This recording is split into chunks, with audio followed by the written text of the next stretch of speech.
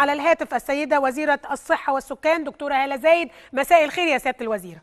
مساء الخير يا استاذه لميس. يعني حضرتك النهاردة كنت حاسمة ومحذرة بشكل قوي جدا ودقيقة كعادتك، بس المرة دي أنا كنت حاسة إنك تستشعرين الخطر وبتقولي لكل الناس، للأمهات والأهالي والشباب والكبار السن كلهم، أن الخطر ما زال موجودا. هل حضرتك حاسة إنه يعني في تراخي فكان لابد من اتخاذ وقفات؟ ده حقيقي طبعا في تراخي، وده يعني دي طبيعه البني ادمين، ان اي اجراءات مش معتادين عليها يعني هيحاولوا ان هم ما يلتزموش بها لو كان ده متاح. فانا حبيت ان انا بس اقول ان احنا في فتره بخبرتنا في وزاره الصحه وخبره مصر وخبره العالم كله، ديسمبر ويناير وفبراير في اوروبا بالاضافه لديسمبر ويناير بتبقى سنوات في الاحوال العاديه فيها زياده في الوفيات، يعني اعلى وفيات في السنه بتبقى في الثلاث شهور دول في العالم. ومن ضمن الاسباب الاساسيه هي زياده الامراض التنفسيه. طبعا ليه انا متخوفه او احنا لازم ناخد حذرنا، لان مع دخول فصل الشتاء ومع انخفاض درجه الحراره ومع المدارس والجامعات بيقل تعرض الناس للاماكن المفتوحه، بيزيد ان هم بيحبوا يقعدوا في اماكن مغلقه. حتى لو الناس خرجت بتفضل الكافيهات الاماكن المغلقه عن المفتوحه، ففي البيت بتقعد فتره طويله.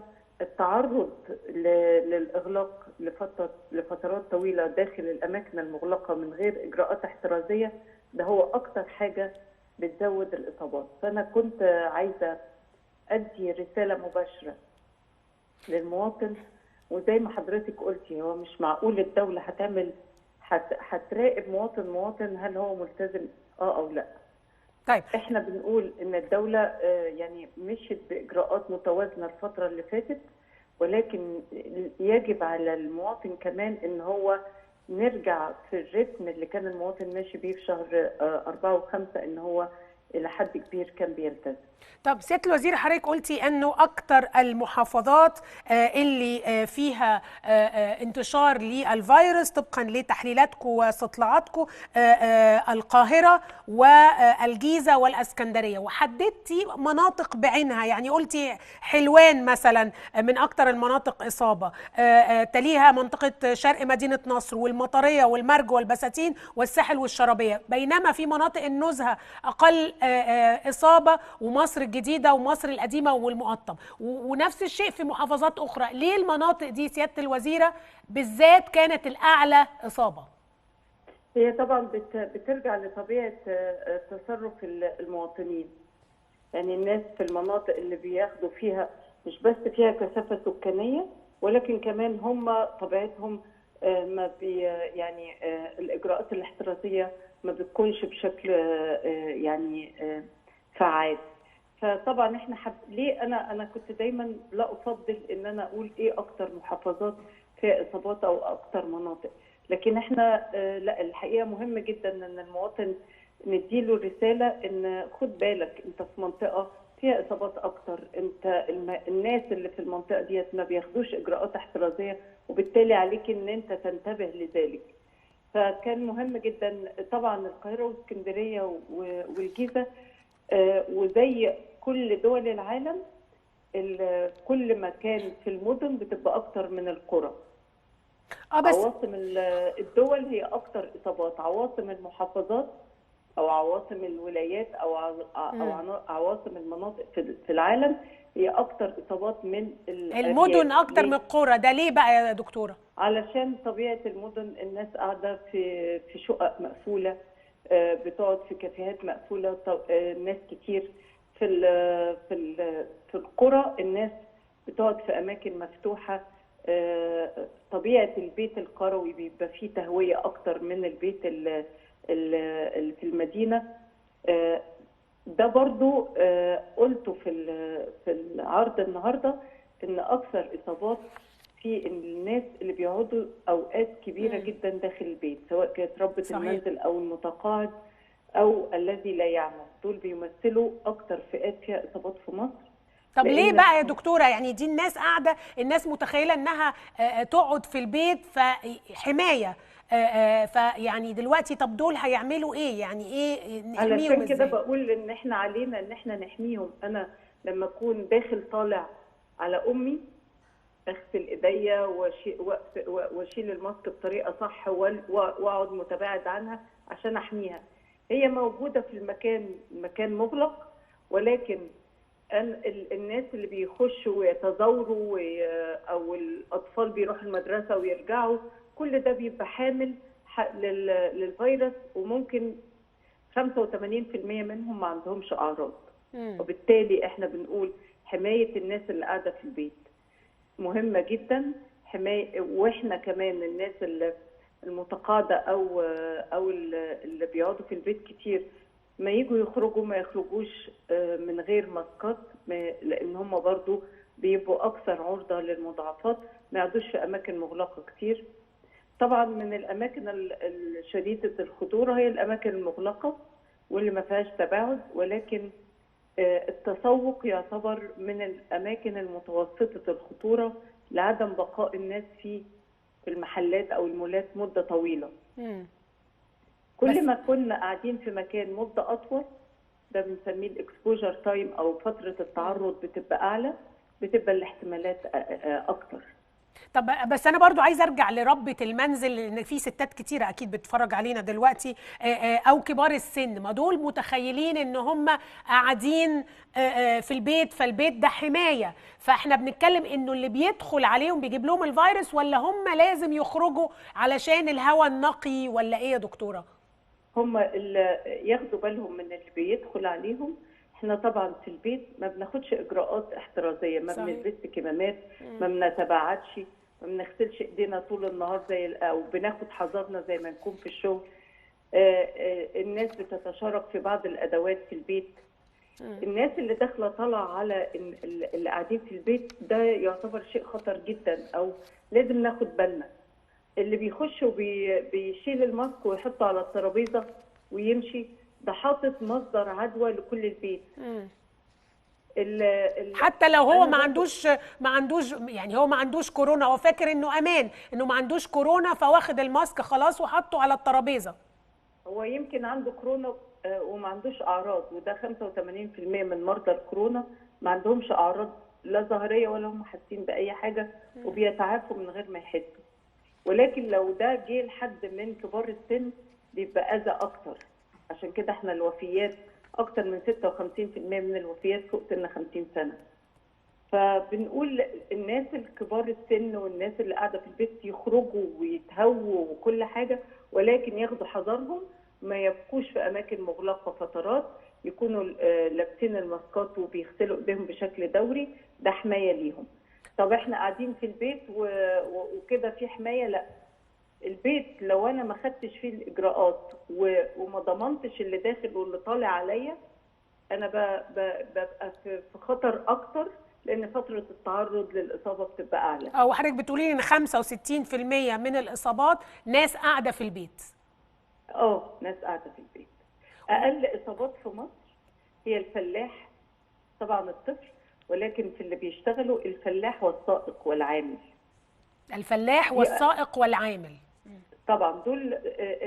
السائق طبعا طبيعه عمله ان هو حتى لو قاعد في مكان مغلق، ولكن هو ظهره للناس دايما، فهو ما بيتعرضش للرذاذ ولا لمس اي اسطح خلفيه بالنسبه له ممكن تكون فيها مصدر عدوى. الفلاح موجود في مكان مفتوح حتى لو كانوا متقاربين، ولكن المكان مفتوح وما يعني بيتحرك. العامل برضو بالذات في المواقع الانشائيه كلهم في اماكن مفتوحه، وده مش معناه ان احنا ما ناخدش الاجراءات حتى في هذه الاماكن. وطبعا الاطقم الطبيه اللي طبعا بنحييهم جميعا. يعني طبعا الاطقم الطبيه يعني مهما اتكلمنا على شجاعتهم وعلى اللي قدموه للبلد وما زالوا الحقيقه، واحنا بنشتغل على حمايتهم بشكل دائم بمستلزمات الوقايه. ولكن كمان الموظفين اللي قاعدين في اماكن زي الشهر العقاري، زي الادارات المحليه اللي الناس بتخش وتطلع عليهم، البنوك، وكل دول يعني ياكدوا على الاجراءات الاحترازيه، لانهم بيقعدوا فتره طويله وبيتعرضوا لناس داخله طالعه عليهم ومعاهم اوراق او معاهم حاجات بيسلموها او خلافه، دي برضو بتعرضهم. لكن تاني الفئه اللي اكثر تعرض واكثر اصابه هي الفئات اللي انا ذكرتها في الاول. طب دكتورة، حضرتك اتكلمتي أيضا على تقسيم العمالة، يعني قلتي إنه نقسم الشغل، إنه لو مثلا مطعم أو مكان فيه بيشتغل 50 فنشغل 25 وردية و25 وردية. اشرحي لنا بتقولي يعني ده اللي احنا كنا اتبعناه في السابق، هل احنا في مرحلة يعني يجب أن نحذر وبالتالي نرجع نقسم العمالة مرة أخرى؟ زي ما حضرتك شايفه الكورونا بدات في شهر ديسمبر 2019، يعني احنا داخلين على سنه تقريبا والعالم كله مصاب او عنده مشكله الكورونا. مهم جدا ان احنا ناخد من دروس من الفترات اللي فاتت. وزي برضو ما احنا شايفين الكورونا كانت بدات، كنا متخيلين ان العالم لما دوله تسجل 5000 اصابه في اليوم دي كارثه كبيره. لا، نفس الدولة دي بتسجل دلوقتي 50,000 إصابة و60,000 إصابة، وفي دول بتسجل أكثر من 130,000 إصابة في اليوم. وبالتالي مع مرور سنة الموضوع بيزيد. يمكن محتاجين إن احنا نحط ضوابط مختلفة للتعايش الفترات الجاية. فبما إن احنا قلنا المطاعم كده كده في حدود 50% المتاح في الكباسيتي بتاعتها، فممكن العمالة تتقسم. مشكلة العمالة في كل الأماكن، لو حد أصيب وانتشرت العدوى فيهم كلهم بنغلق هذا النشاط، واحنا محتاجين ان احنا نحافظ على الأعمال ونحافظ على الاقتصاد. فنقسم العمالة بشفتات، الناس تيجي وتاخد الإجراءات الاحترازية وتمشي، ويجي النص الثاني يشتغل في التوقيت الثاني، بحيث ان لا قدر الله لو في إصابة في مجموعة ما تطولش كل العاملين في هذا المكان، وبالتالي يؤدي الى اغلاق هذا النشاط الاقتصادي. حرصنا ان احنا دايما الحكومه يعني برئاسه دوله رئيس الوزراء بيشدد على الموضوع ده، واحنا دايما بناخد الاجراءات او يعني متوازنين في اتخاذ الاجراءات اللي تحافظ على النشاط الاقتصادي وعلى صحه المواطنين. طيب، فاي حد عنده قدره ان هو يقسم العاملين لشفتات ده بيكون مهم جدا. حتى المستشفيات الخاصه انا دعيتهم الفتره اللي فاتت بكده وبدعوهم تاني. الناس اللي بتشتغل في مستشفى لو حصل اصابه، مش صح ان انا اقفل المستشفى، انا مش عايزه اقفل المستشفى، انا عايزاهم يكونوا مقسمين العاملين بحيث ان نطهر المستشفى ونشوف المخالطين ونستبعدهم ونشغل المستشفى بالاطقم الثانيه يعني. طب في حد ممكن يقول طب يا جماعة إذا كان الوضع ابتدى يعني يدخل في منحى القلق والخطر، ليه الدولة ما بتقفلش السينمات والمسارح والمهرجانات اللي شغالة والحفلات؟ لأنه كل شوية ما يحصل مثلا حفلة أو مهرجان ويبقى فيه إصابات يقول لك ما الدولة بقى مسؤولة، الدولة كان لازم تقفلها. رأيك إيه يا دكتور؟ كلام حضرتك يعني الناس كلها بتتكلم. احنا دايما بنقول يا جماعة اللي خلى سياسة الدولة في التعاطي مع الكورونا لحد ما سياسة يعني الحمد لله فيها إشادة من العالم، إن إحنا بناخد إجراءات احترازية واستباقية. يعني أنا لما بقول كده وإحنا بنتكلم في معدلات إصابة في حدود مثلا 220 أو 230 في اليوم، بقول كده بشكل في إجراءات استباقية، واحنا قبل ما نوصل لاي لا قدر الله ارتفاعات يعني جوهريه في الاعداد، احنا بنقول ناخد حذرنا. الرساله دي رساله استباقيه علشان دايما نكون سابقين بخطوه في اجراءاتنا زي ما عملنا. احنا لو تتذكروا يوم 15/3 لما تم اخذ قرار غلق الطيران والسياحه، كان قرار توقيته يعني في منتهى الدقه. فاحنا مش عايزين نوصل للقرارات اللي تؤدي الى اغلاق انشطه اقتصاديه. وتاني عايزه يعني نفتكر ان احنا بقالنا سنه وان الكورونا في زياده في العالم كله، فهي يكون طبيعه حياتنا تختلف بقى الفتره الجايه، يعني بالتنسيق مع او عشان نبقى يعني نتعايش ولكن ناخد حذرنا. طبعا مهم جدا، مهم جدا. طيب دكتوره، يعني اولا ولكن اذا زادت الاعداد هل قد تتجه الدوله الى اغلاقات جزئيه كما راينا قبل ذلك؟ دولة رئيس مجلس الوزراء في الاجتماع مجلس الوزراء اللي فات وخرج من مجلس الوزراء قرارات منها اللي مش هيلتزم من أصحاب الأنشطة سواء الأنشطة التجارية أو أي نوع من النشاط بهذه الإجراءات هيغلقوا 3 أيام، يتم غلقه 3 أيام. ده كان قرار دولة الرئيس وقرار مجلس الوزراء الأسبوع اللي فات. هل في هنعمل أي إجراءات تانية؟ الحقيقة ما فيش، الإجراءات ما بتتخذش والقرارات ما بتتخذش غير في لجنة الأزمات برئاسة دولة رئيس مجلس الوزراء والعرض على القيادة السياسية. الإجراءات دي مش إجراءات بتطلبها وزارة الصحة فيتم عملها، احنا بنشوف كل الأبعاد الاقتصادية والصحية، وأهم حاجة هي صحة المواطنين، لكن احنا مش عايزين نوصل للمرحلة دي ولا نوصل لهذه المرحلة. عايزين نكون متوازنين في حياتنا وفي أنشطتنا من هنا ورايح. ليه؟ لأن احنا ما نعرفش الكورونا دي حتى لو طلع لقاح ليها، ما الإنفلونزا ليها لقاح والناس كلها بتاخد انفلونزا عادي.